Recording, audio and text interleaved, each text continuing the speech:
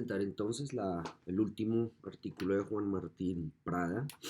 Este se titula Sobre el arte post-internet y lo publicó en 2017.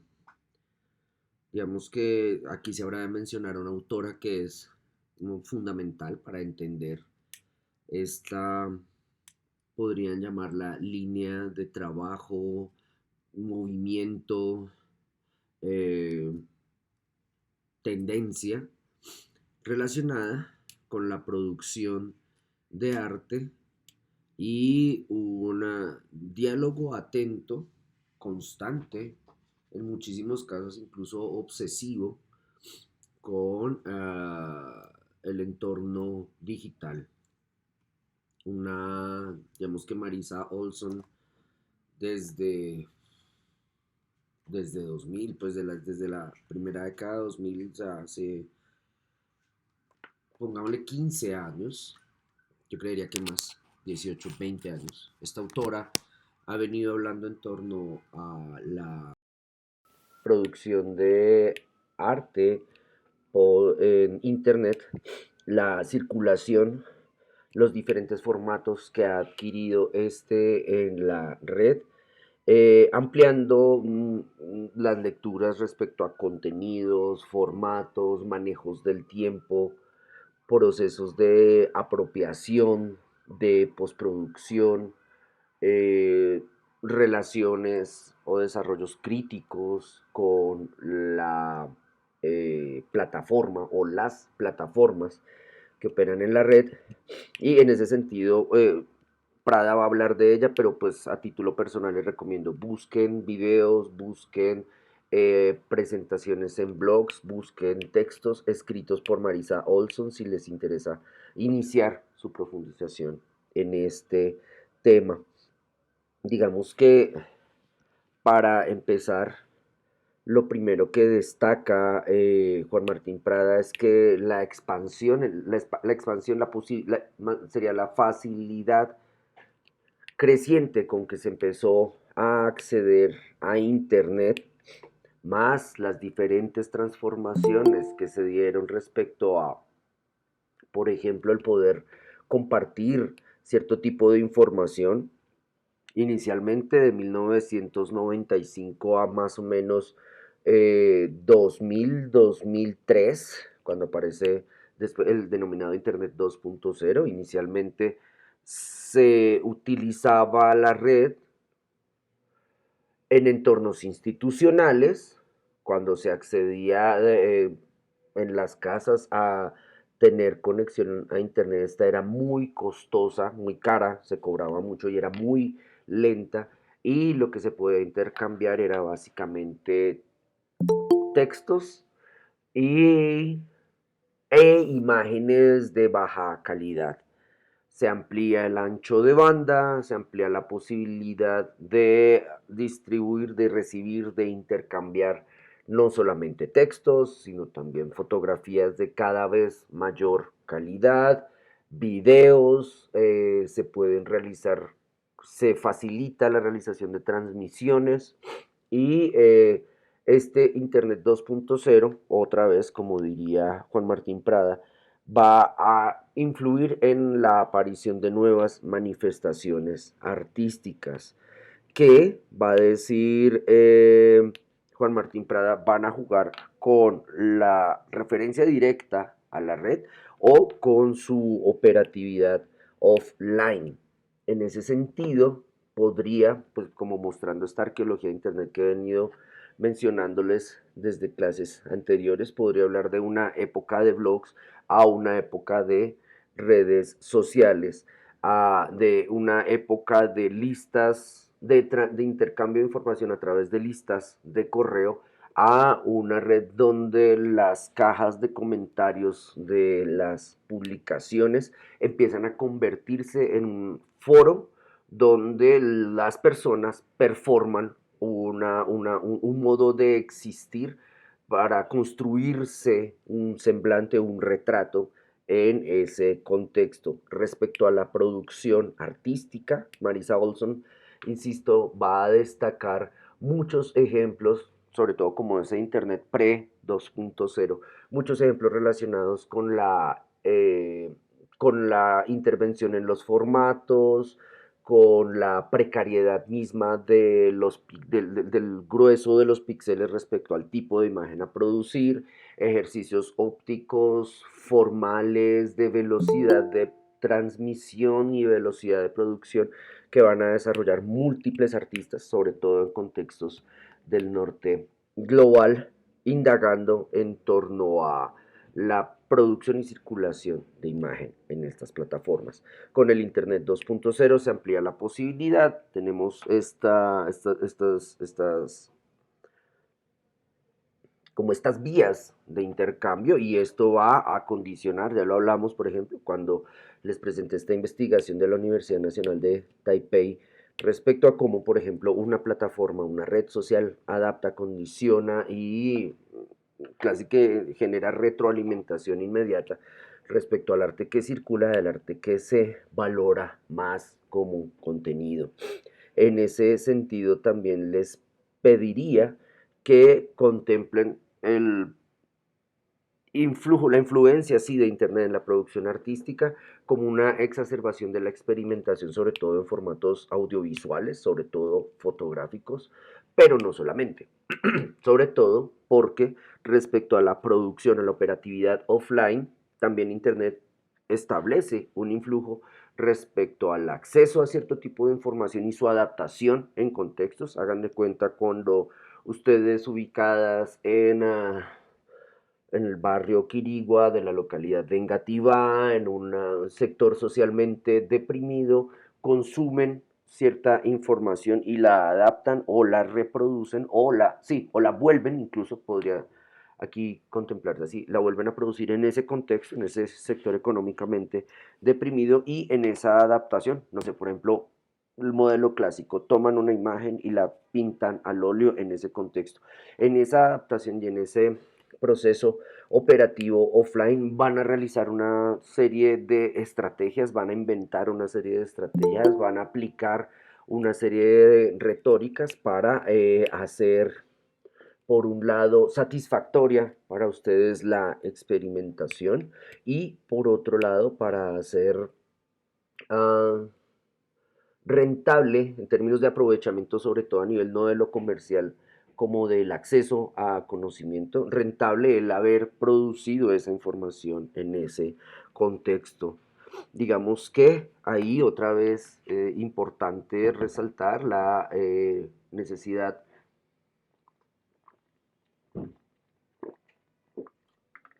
de atender al contexto, a que el, esta mirada al arte post-internet, sobre todo la que establecerá Marisa Olson, es desde el norte global, para el norte global, y poco a poco se va a abrir hacia el sur global, sobre todo porque artistas del sur global se van a dirigir hacia entornos del norte global. Aquí, por ejemplo, la ciudad de Berlín va a ser importantísima en múltiples desarrollos.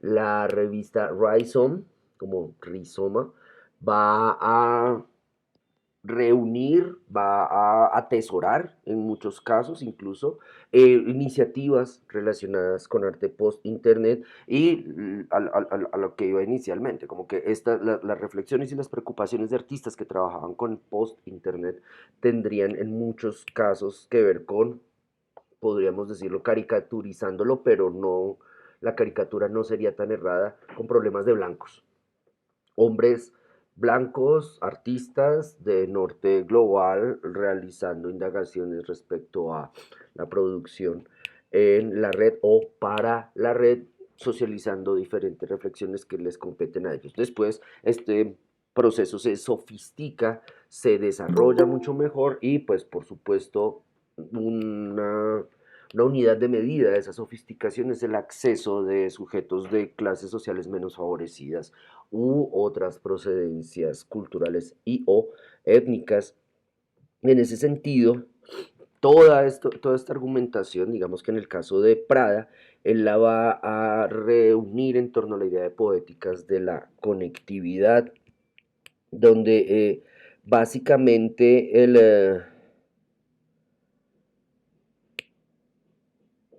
la idea de relacionarse en muchos casos en tiempo real, como digamos podría estar pasando ahora, va a condicionar y va en muchísimos casos a elevar, a complejizar el nivel de reflexión de las obras propuestas para circular en la red. En ese sentido, por ejemplo, esta lectura, acuérdense, está como a inicios de 2000, pero ahora mismo que estamos a inicios de la década de 2020, estamos de hecho viendo, de hecho ustedes lo van a notar mucho, con mucha mayor contundencia, en algunos casos para bien, en otros casos para mal. En el caso de ustedes ya se está viendo como el paso a, por ejemplo, lo que se ha denominado metaverso, pero esta palabra les recomiendo que no la usen tan seguido porque es un comodín, sobre todo a nivel de lo periodístico, que en muchos casos no se sabe qué significa. Les recomendaría más que piensen no en metaverso, sino en Internet 5G o el denominado Internet de las cosas. Piensen en los desarrollos y los desenvolvimientos que va a tener esa, el acceso a esa tecnología, el acceso a esa conectividad, una conectividad con ancho de banda, con posibilidad de llegar a la respuesta en tiempo real, e imaginen el potencial que para el arte puede tener eso, cómo los artistas podrán usarlo, cómo lo podrán emplear en múltiples enfoques para realizar, producir, difundir, obtener retroalimentación. Eh, Ahora bien, piensen si ustedes, por ejemplo, si ahorita están conectadas en la ASAP y no escuchan una mierda porque el ancho de banda de allá está de entrada es precario, no está, es precario. Y por otro lado, todo el mundo está conectado viendo sus redes, entonces ustedes quieren por algún extraño albur atender a este monólogo, se conectan y no me escuchan bien. La pobreza en la conectividad va a afectar la calidad del intercambio. De hecho, puede llegar a afectarles a nivel de lo emocional y se habrán de enojar, molestar y salir de esta conexión porque no le entiendo lo que dice ese tipo, aparte de que está gangoseando, la misma conexión me hace como incrementa el gangoseo del personaje, entonces pues qué mierda someter esas condiciones de conectividad. Ahora bien, extiendan eso al país y extiendan eso a la carencia de conectividad respecto al escándalo de centros poblados, por ejemplo, a la carencia de conectividad en múltiples y amplísimos territorios del país. Sí, por ejemplo, esa realización, ese ideal de acceso tecnológico al Internet de las cosas va a darse de manera patente, sino va a darse como habrá de suceder, es decir, habrá Internet de las cosas solamente en edificios institucionales, eh, o en casas de personas que voten por el que diga María Fernanda Cabal, podría ser perfectamente. Y en ese sentido, los artistas que produzcan, no sé, arte dedicado a indagar en torno a lo post-internet y vivan, no sé, en Coveñas y pues que no votaron por el que dijo María Fernanda Cabal, generarán relaciones, producirán poéticas concentradas en muchísimos casos en la conectividad, aunque insisto, no solamente en ello. Ahora piensen, por otro lado, si ustedes no carecen, no tienen esas carencias, sino viven en entornos acomodados, en barrios de estrato 4 hacia arriba, tienen conexión de fibra óptica de 100 o más gigas o megas, no recuerdo ahora, y tienen un ecosistema de equipos conectados para que en tiempo real respondan, equipos y cosas conectados para que en tiempo real respondan a las necesidades que ustedes van, aquí sería ofreciendo o creando, no lo tengo claro, a las necesidades que van apareciendo. Entonces, tienen su aspiradora conectada a internet, tienen su celular conectado a internet, tienen su computador conectado a internet, la lavadora, etcétera, etcétera, etcétera. Y a través de esa relación, una relación donde el ancho de banda es eficaz, van a generar otra poética de conectividad que si por ejemplo hacen arte para post-internet va a responder de manera diferente al caso del petrista de Coveñas que les decía inicialmente. Entonces, lo hago énfasis en esto porque sí, en muchísimos casos, Marisa Olson, cuando ustedes se acercan a leerlo, van a decir como, pues marica, es que estás en Brooklyn, estás después de la caída de las torres y Estados Unidos está en un proceso de crisis sociopolítica y auge de conectividad, por eso dices lo que dices. Sí, efectivamente, la teorización de Marisa Olson es absolutamente apegada a su contexto. Entonces, esa misma recomendación se la pido a ustedes. Si ustedes leen esto en Fusagasugá con condiciones de acceso y conectividad diferenciales, traten de establecer esos cruces como incluso a nivel de lo ontológico, ¿no? Como, ¿para qué hago arte post-internet hoy? ¿Por qué lo hago en este contexto? ¿Para qué audiencia? Lo hago simplemente porque me lo exigen en la universidad, lo hago porque veo allí una línea de exploración a nivel de la conexión y de la difusión de la información que resulte importante, resulte pertinente en este contexto, o lo hago porque simplemente vivo de mamar gallo.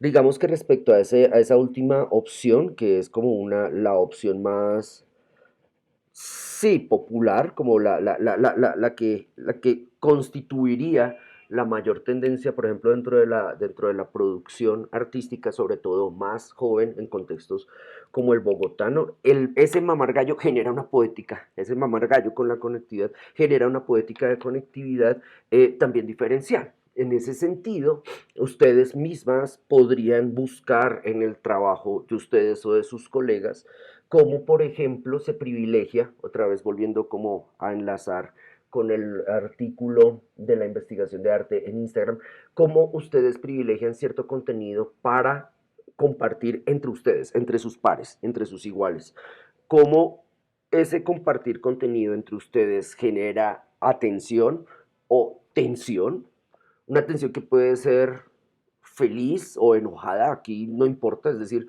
puede inspirarles el troleo o puede inspirarles la risa espontánea, como en esa circulación de imágenes ustedes van también a intervenir en algunos casos estas imágenes, insisto, con una solvencia bastante eficaz respecto al dispositivo, a la tecnología y al resultado final.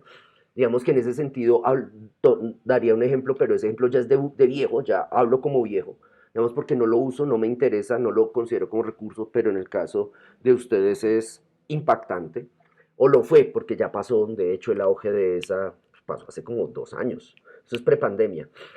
Por ejemplo, los stickers en WhatsApp. Eh, ¿Qué permite desarrollar esto? Pues básicamente programas de edición de fotografía. ¿Qué hacen ustedes con esos programas de edición? Solamente recortan la cabeza del profesor de humanidades para después ponerla encima de, no sé, una caneca con desechos químicos. Sí, pero en ese proceso, ¿qué están efectuando? Prácticas de composición a nivel de collage. Y además están desarrollando un lenguaje a nivel de la caricatura. Y además están desarrollando un lenguaje a nivel de la crítica en ese sentido, inicialmente una crítica respecto a la figura de jerarquía de ese docente, pero si esa imagen llega a popularizarse, a difundirse mucho dentro de su propia red, dentro de su propia comunidad, esa imagen podría adquirir un talante político. Eh, Piensen, por ejemplo, en su tío uribista que mientras está dictando la clase de Humanidades 7, está pensando en el meme que va a hacer apenas termine la clase o ponga el grupo a hablar, es decir, genere una interacción distinta con el grupo, en el meme que va a hacer para reírse y quizá hacer reír y quizá motivar políticamente a enemigos de Álvaro Uribe Vélez. Y aquí operan las mismas lógicas. Puede que sin una altísima sofisticación teórica respecto a la imagen que se está produciendo, esa persona considera que puede puede y lo aprovechará a su favor, puede realizar imágenes donde practica el collage, practica la caricatura, practica la opinión crítica política, practica el ejercicio también del intento de influencia en su audiencia, y si esta imagen obtiene otra vez popularidad, difusión, incluso esa persona obtendrá satisfacción emocional, se sentirá feliz cada vez que recibe un like, se sentirá feliz cada vez que recibe un comentario aprobatorio y se sentirá infinitamente feliz cuando en ese proceso de conectividad esa imagen le regrese como un anónimo acompañado del comentario: mira esto tan chistoso que me mandaron. En ese punto entonces la poética de conectividad se hace, reitero, bastante compleja, y para quienes teorizamos sobre la producción de imagen nos obliga a pensar en otras variables. Creo que la más importante es la de la idea de tiempo real, sobre todo el poder recibir retroalimentación en tiempo real.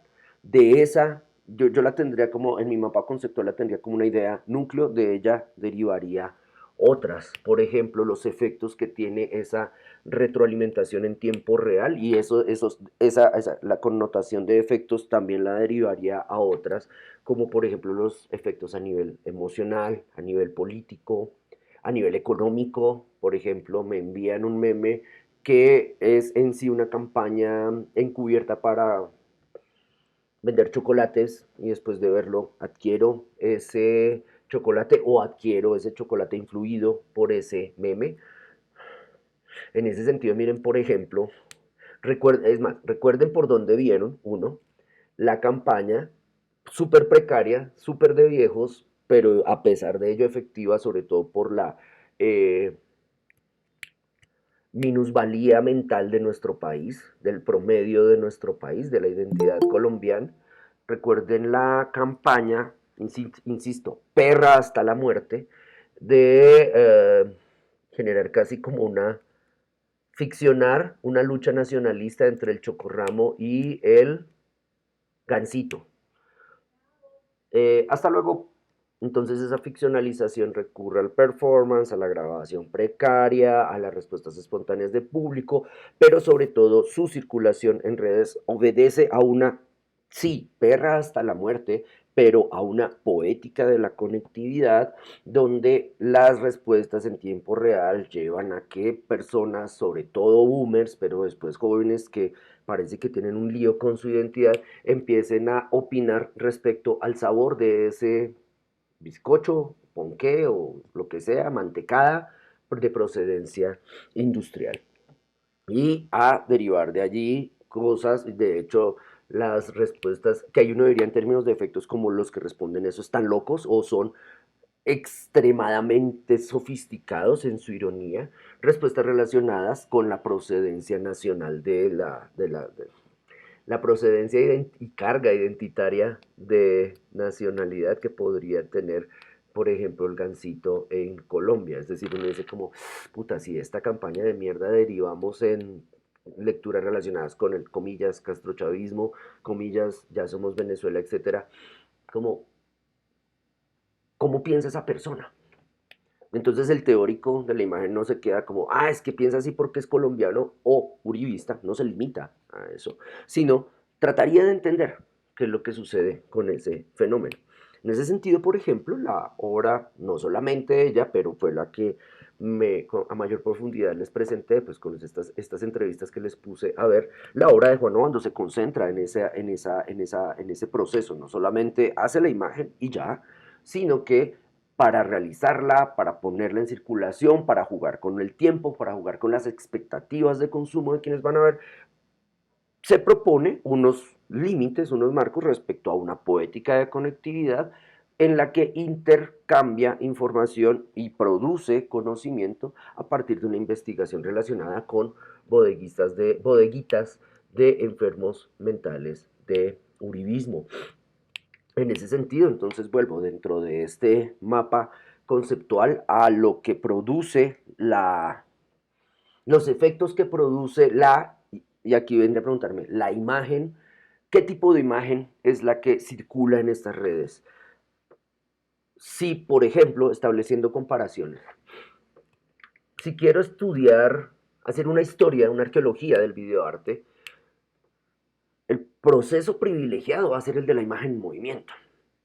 Puede, de hecho, eh, que el realizador, el director, el autor, la autora de esa imagen realice una foto fija. Si realizase una foto fija, ahí la variable podría pasar de la condición de que la imagen esté en movimiento a la duración. Entonces, aparece otra variable, el tiempo.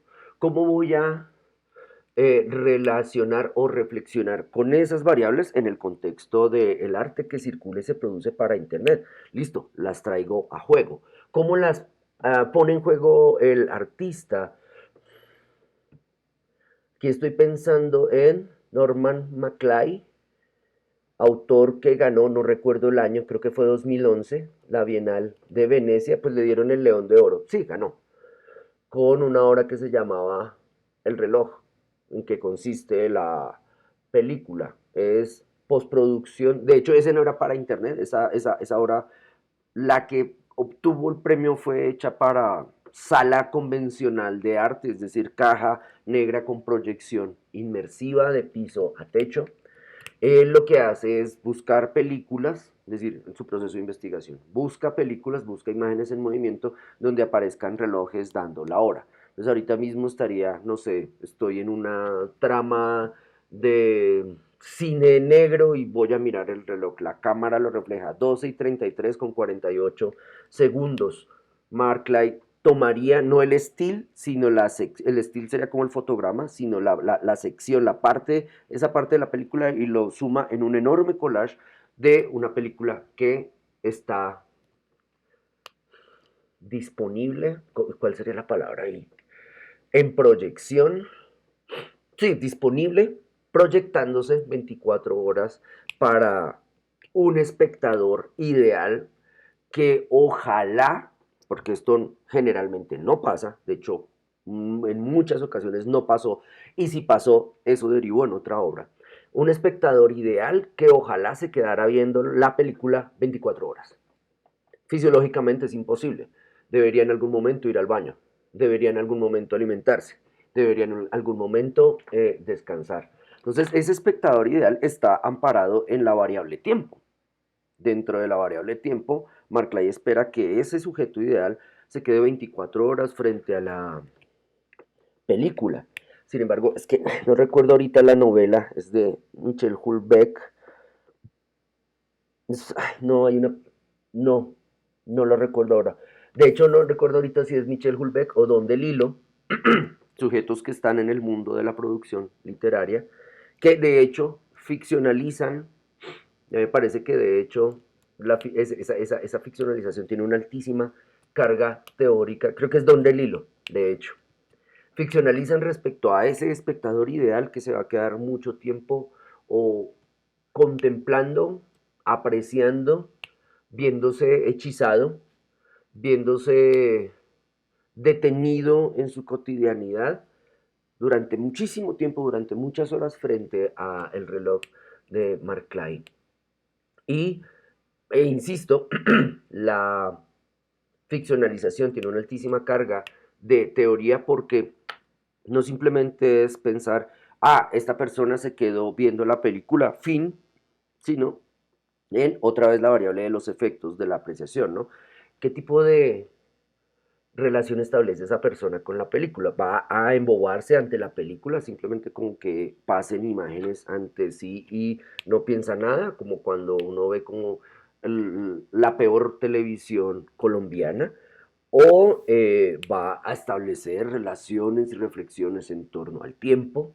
Como Mark Clay, el autor, le ofrece reflexiones en torno al tiempo. ¿Es demasiado profunda o es demasiado superficial la reflexión en torno al tiempo que propone Mark Clay?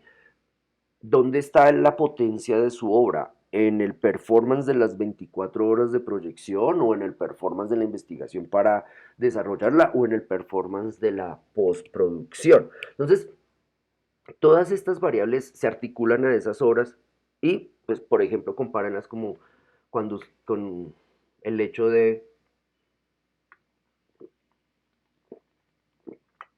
de que ustedes vean una pintura al óleo convencional, óleo sobre lienzo puesto contra pared, y la experiencia de percepción que ustedes tienen con la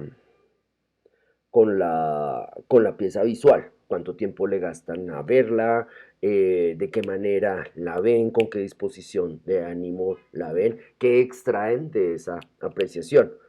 Respecto al video les diría lo mismo, es más, respecto al video ustedes entenderían como espectadores reales que tienen una fisiología específica, ustedes ahí entenderían que la variable del tiempo es fundamental y esta variable del tiempo va a conjugarse con su disponibilidad emocional y seguramente en el 99% de los casos, si la producción audiovisual no obedece a pautas de producción narrativa convencionales, inicio, nudo, desenlace, momento emocionante, destellos, imágenes que pasan rápidamente, cámaras que se mueven enloquecidas. Piensen como una película de Jonathan Bay, es que se llama el que hace Transformers.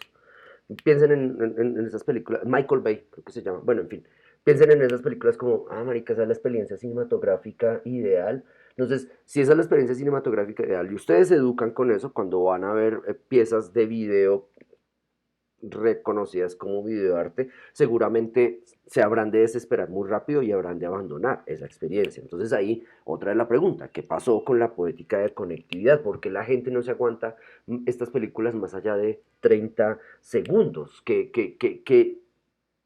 implica esa reacción? ¿Rechazo, desprecio, asco, aburrimiento, tedio? ¿Y por qué se produce?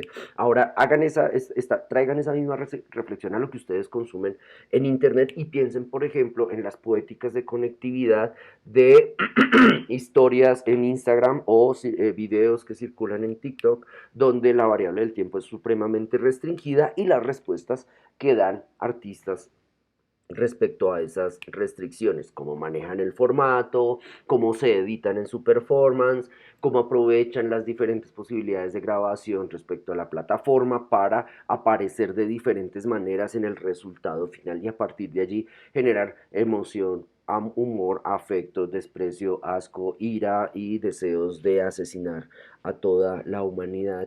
Entonces ahí, digamos que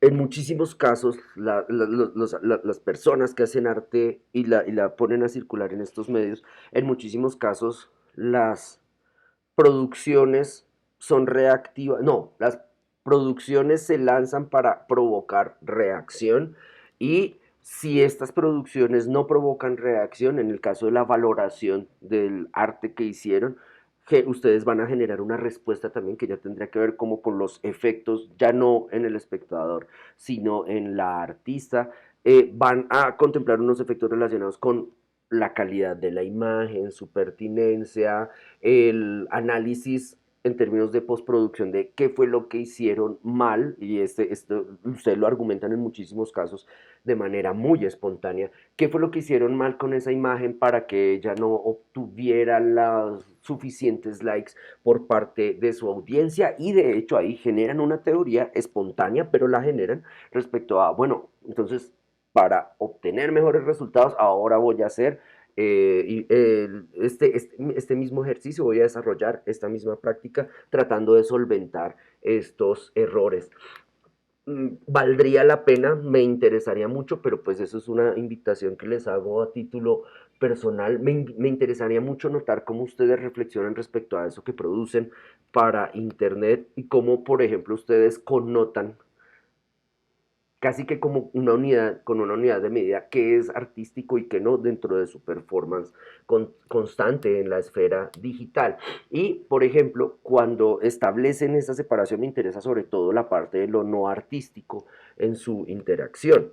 Como, por ejemplo, en lo no artístico, los potenciales de humor, ironía, provocación, sobre todo una provocación de sentimientos malsanos, de molestia en la audiencia, cómo esas variables empiezan a operar y cómo con esas variables ustedes hacen imagen, cómo ustedes, por ejemplo, ustedes sí son, sí, podría decirlo, aunque ya esa clasificación, no me podría ir de jeta con esa clasificación. ¿Cómo ustedes ironizan respecto a la producción de dibujos animados de Warner Brothers? No sé, Piolín, Demonio de Tasmania, Bugs Bunny, aunque ese no tanto. Lo postproducen el Piolín con clip art o con procedimientos de edición de texto muy precarios, muy de los 90, y ahí ese precario de los 90 van de la mano, pues porque sería como arqueología de internet, una época antediluviana que ustedes ni siquiera vivieron. ¿Cómo acompañan esto con escarcha? ¿Cómo acompañan esto con fondos difuminados de color? ¿Cómo producen una estética para ironizar respecto a esa misma estética y a partir de ahí transmitir otros mensajes? Entonces hacen como este collage, letras Piolín, escarcha, fondo difuminado de color, palmeras, y ponen Petro Presidente. En ese sentido, ay, no recuerdo el nombre del artista, es una antioqueña, Catalina, Natalia. Hay una artista antioqueña que de hecho hace joyería y apariciones en internet donde opera con esa producción de contenidos y esa ironización que se da. No lo recuerdo ahora, me lo pongo de tarea para ustedes. Ah, bueno, les había dicho que les iba a enviar un video de una conferencia de Prada, la que hizo hace poco. No se los voy a enviar, es decir, se los voy a enviar para que lo tengan en cuenta, pero voy a hacer una presentación de él porque lo estuve volviendo a ver y pues es muy pertinente en la manera en que amplía los procesos de producción para internet. No encontré el nombre de la... Tatiana Zambrano se llama la artista. Tatiana Zambrano, entonces, bueno, entonces voy a trabajar ese video de Juan Martín Prada. Tatiana Zambrano lo que hace es leer y reconocer valores en esa estética, ironizarlos respecto a composición y producir no solamente imágenes para la circulación en el entorno de los memes o de las plataformas tipo Instagram, sino que además produce joyería y otros contenidos, toallas para playa, o sea, como muy grandes, chancletas, camisetas. Y por ejemplo, en la ironización con el uso de fuentes, pone perra fariana o pone petrista hasta la muerte, o bueno, ustedes ya seguramente están mirando el perfil de la dama, pone imágenes que den cuenta de una carga política y de una carga política que en sí es una caricatura, sobre todo una caricatura que en países con altísima pobreza mental como el nuestro ha hecho carrera, y es la de querer una realidad distinta es ser comunista, querer una realidad distinta es ser castrochavista, o querer una realidad distinta significa que merezco la muerte porque la realidad tal cual como está, sirviéndole solamente a paramilitares y a la extrema derecha, está buenísima y no la puedo cuestionar. Entonces, Tatiana Zambrano en ese sentido plantea una segunda lectura a nivel de lo ideológico, se basa en la producción de Internet, se basa en la circulación que le ofrece Internet, construye una poética de conectividad e incluso gestiona sus debates con los paracos que se encuentren. Acuérdense, vive en Medellín, es decir, está sometida a una alta presión social por el tipo de imágenes que produce, y de hecho aprovecha esos debates no tanto para cualificar psicológicamente al oponente como para que piense, sino para después de ahí extraer información, por ejemplo, respecto a los insultos que le lanzan, para incrementar su producción. En ese sentido me parece que es bastante inteligente la manera como Tatiana Zambrano aprovecha el hate para desarrollar más arte.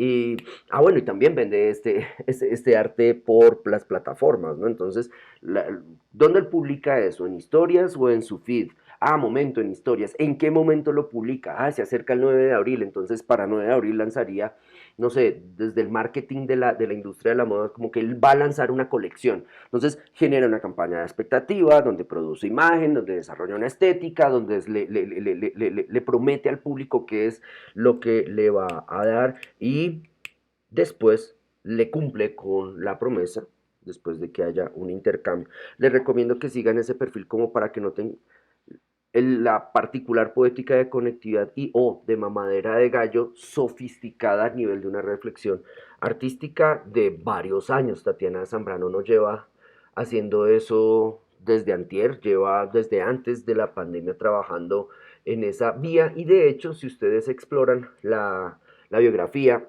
del artista pueden encontrar que Tatiana Zambrano por lo menos para el Salón Nacional de Artistas que curamos en Pereira, el 44º.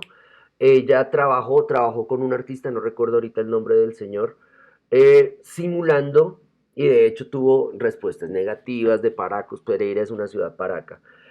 Tuvo respuestas negativas por parte de espectadores que acudieron al museo, eso era, no, ni siquiera era un museo, era un edificio adaptado para recibir el Salón Nacional de Artistas, donde ella simuló o ficcionalizó la oficina de relaciones públicas de las FARC.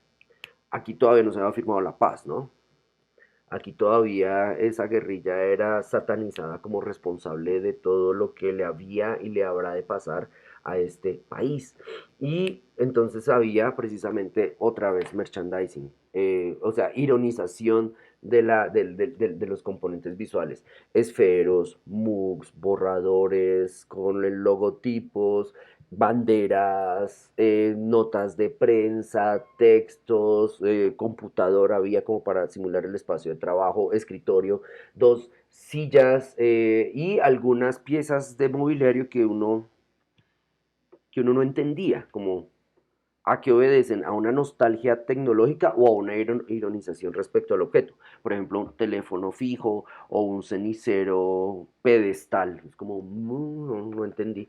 Pero digamos que a lo que voy es como que esa indagación respecto al ironizar con la altísima carga negativa que tiene el significante FARC como Fuerzas Armadas Revolucionarias de Colombia para la obra de este artista ha sido muy pertinente como ruta de investigación.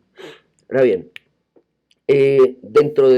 volviendo a Juan Martín Prada, dentro de estas poéticas de la conectividad, él entonces va a connotar el hecho de que se acuña un término para esas poéticas de conectividad, es el de post-internet, y se pregunta como, ¿por qué post-internet?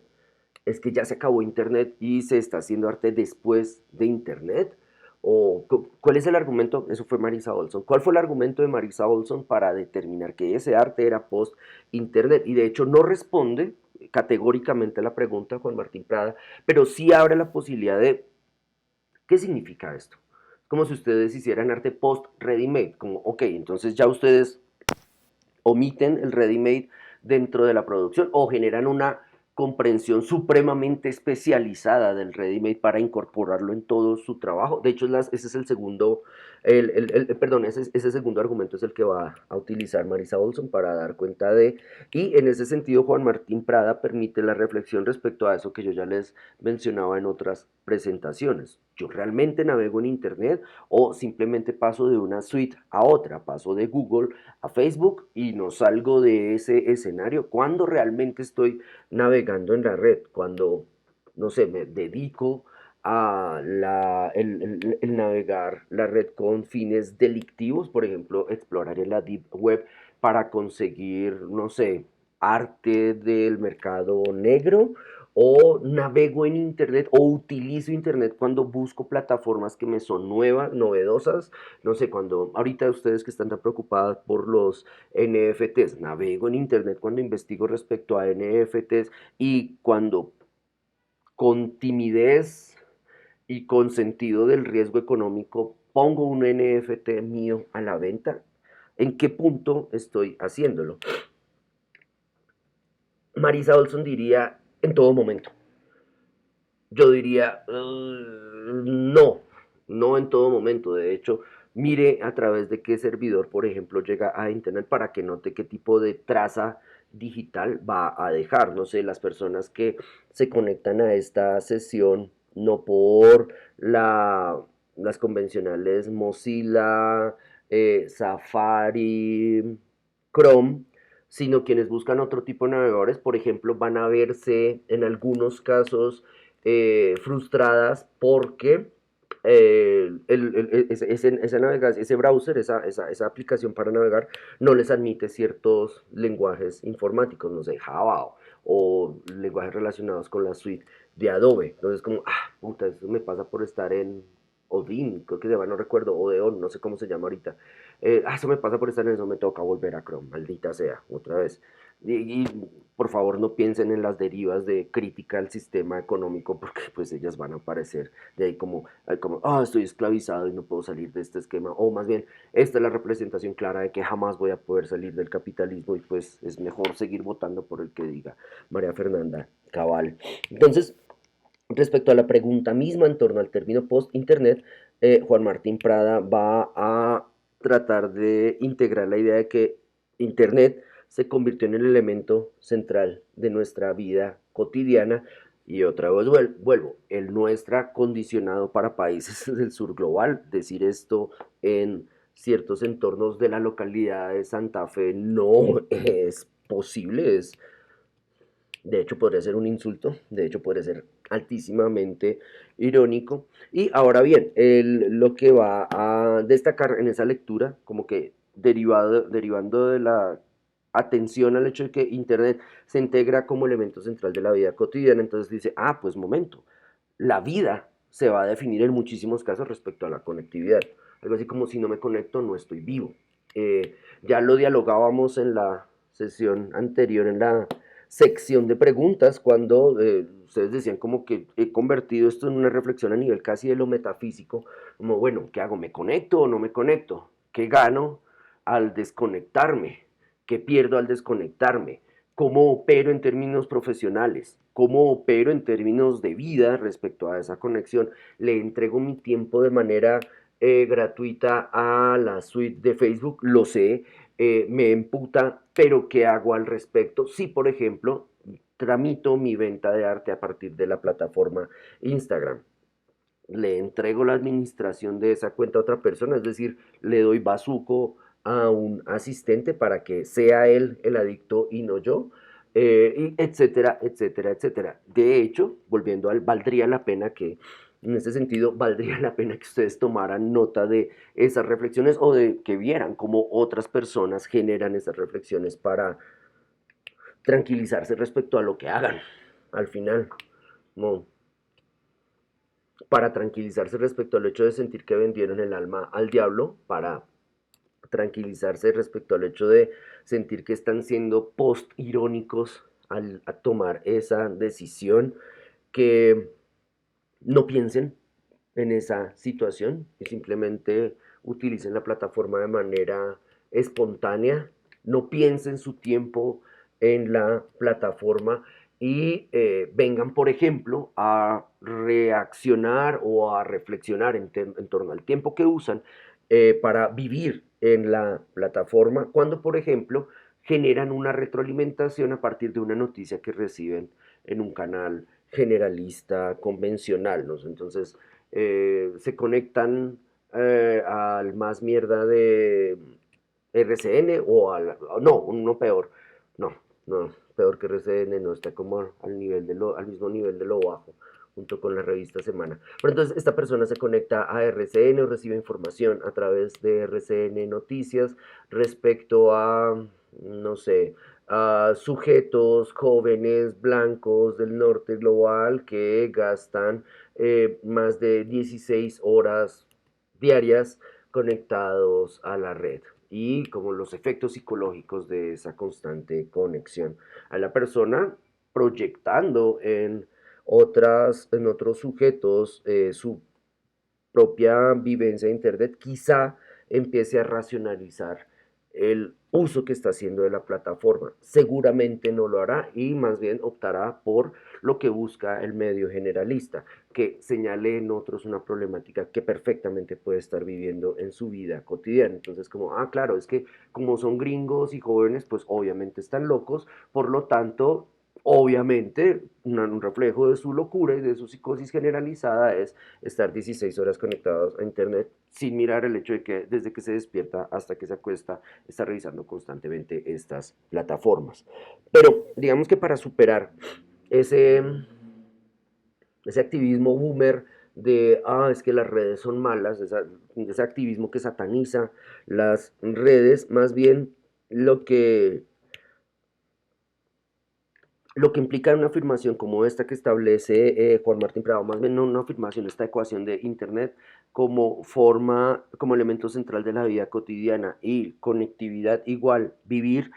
A partir de allí lo que va a decir este autor es, ok, ¿cómo cómo procede la teorización del arte post-internet respecto a ese hecho? Y lo que va a hacer él es entonces mirar otra vez a Marisa Olson, en este caso para extraer de ella una idea respecto a la indagación sobre las obras realizadas post-navegación, es decir, como después de que yo navego, ¿qué hago con...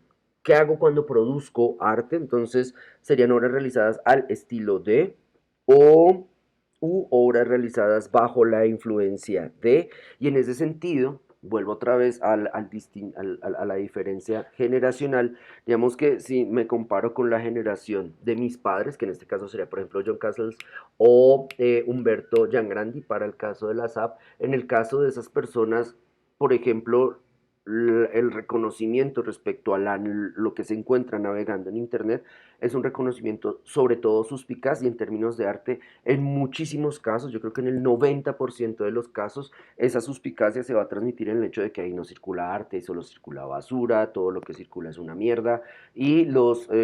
cánones o los principios estéticos del arte que circula en Internet ni siquiera valen la pena ser revisados. La generación que sigue, los que seríamos hijos de ellos, empezamos ya a ironizar respecto a la apropiación y al uso de ciertos contenidos derivados de esta navegación. En el caso de ustedes, la generación más joven, la que tiene más clara conciencia de su conectividad, o más bien de la ecuación conectividad igual vida, empiezan a explorar, y aquí lo voy a decir con las palabras de Juan Martín Prada, citando a Nick Cosmas, la posibilidad o casi la condición de hacer arte acerca de la experiencia de vivir en red en el siglo XXI. En muchísimos casos, así ustedes no lo quieren en el sentido de yo hago tejido, por ejemplo, o yo me acerco a comunidades originarias para evitar el influjo maligno de esa tecnología.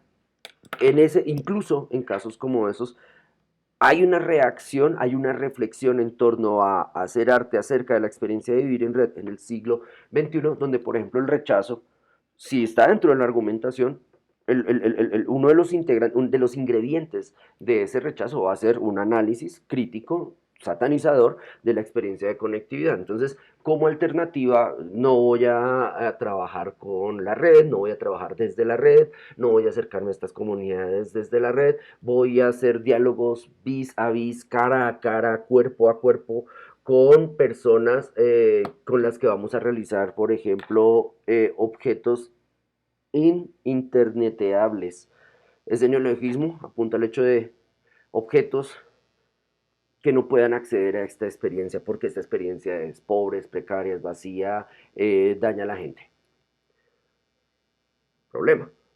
En ese punto, la oposición fundamenta ese argumento. Segundo problema, en algún momento va a acudir a las facilidades de conexión y comunicación que ofrece esta plataforma para, por ejemplo, difundir los resultados de ello. O por lo menos, si no se acerca a esta plataforma para difundir los resultados de ese taller o de esa práctica artística, va a calcular su efecto y va incluso a involucrar dentro de su reflexión con la misma comunidad el cálculo de su efecto como, bueno, listo, nos metemos a Instagram con nuestro producto, nuestro proceso, hacemos una marca, quién la va a administrar, etcétera, como reflexiones a nivel de lo ontológico respecto a vivir en la red o condicionarse, o perdón, o tener a la red como un condicionante para vivir en ella o peor, vivir